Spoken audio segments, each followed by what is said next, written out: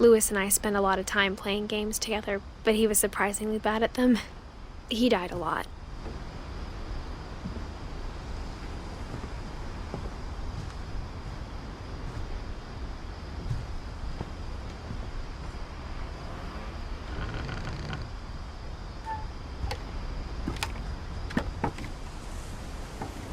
On the way back from Lewis's funeral, my mom told me to start packing. She waited until the day before we left to tell Edie.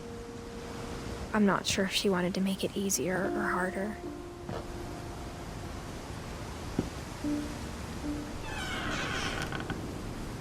I wish we'd stayed.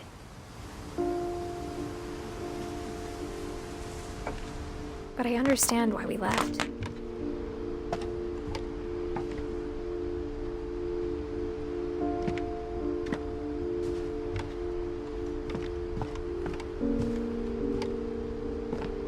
My mom ended up leaving everything behind.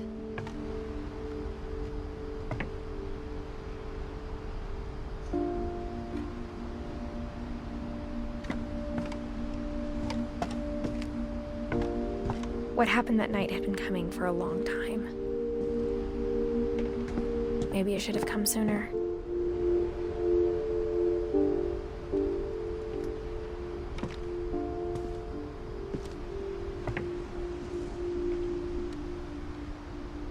But it had to end one way or another.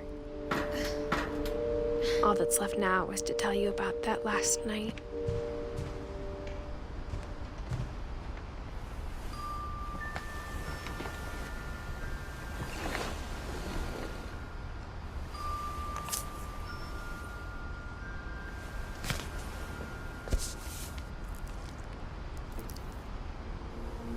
That whole last day, Edie just watched us pack and didn't say a word.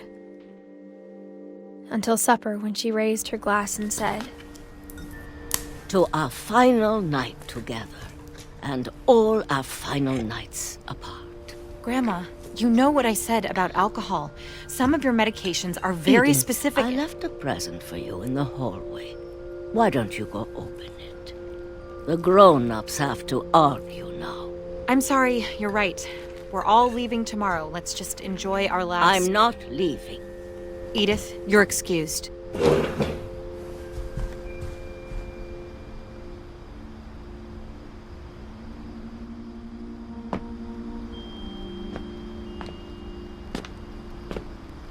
The power had been shut off that morning, but Edie always had plenty of candles. When my mom sealed the library, I don't think she knew about the other entrance. Or that Edie had a key to it.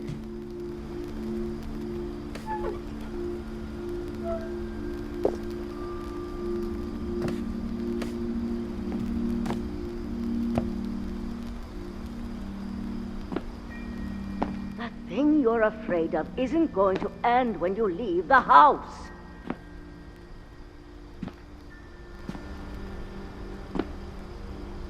Edith has a right to know these stories. My children are dead because of your stories! I think it's best if Edith and I leave tonight.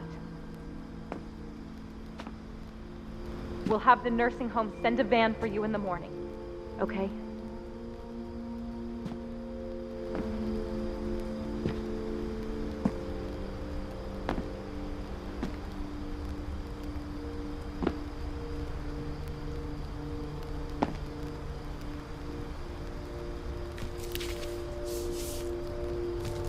Dear Edith, there's so many stories I wish I could tell you, but there's only time for one. This is about what happened on the night you were born. That night, the tide went way, way out. It was the first and last time I ever saw the old house aground. There'd been an earthquake out in the middle of the ocean. They called it the lowest tide in 1,000 years. God, it smelled awful. You know, I've seen that house every day of my life.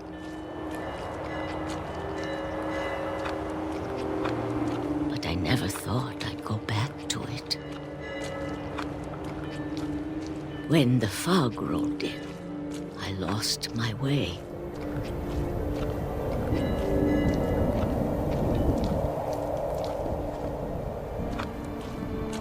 I got turned around.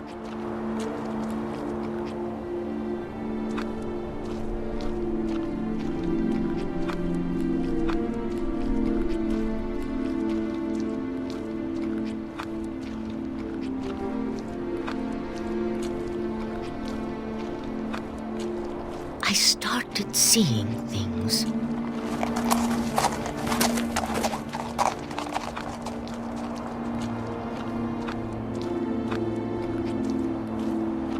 Things I'd forgotten had ever existed.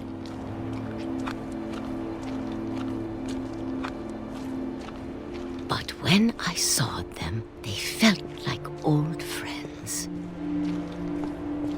That night, a lot of things came back to me.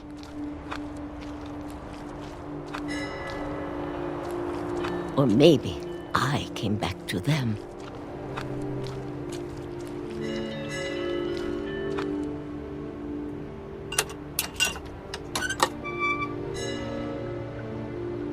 Things I can't explain, but that I need you to try and... Edith, what are you doing in here? It's mine. Edith! Mom, you're gonna rip it! Let go! I kicked and screamed, but Mom dragged me to the car.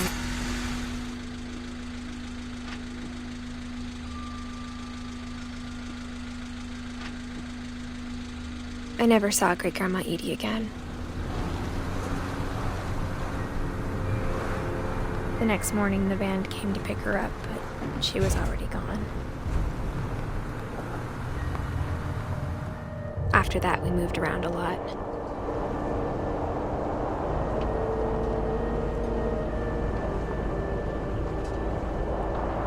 We both tried to make the best of it.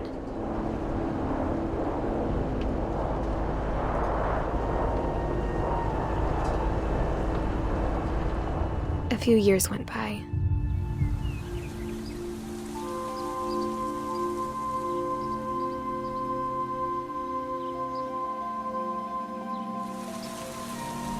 My mom didn't like to talk about it.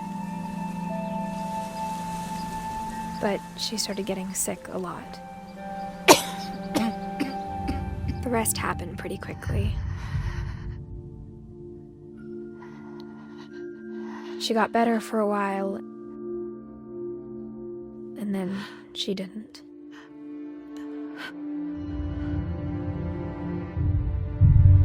And then I was alone.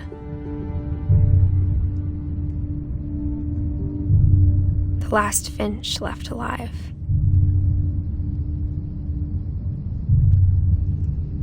Until I found out about you. I'm still not sure what to tell you about all this. If we lived forever, maybe we'd have time to understand things. But as it is, I think the best we can do is try to open our eyes. And appreciate how strange and brief all of this is.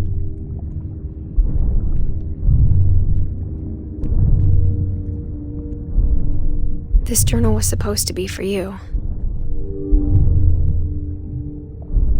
But now I hope you'll never see it. I just want to meet you and tell you all these stories myself. But I guess if you're reading this now, things didn't work out that way.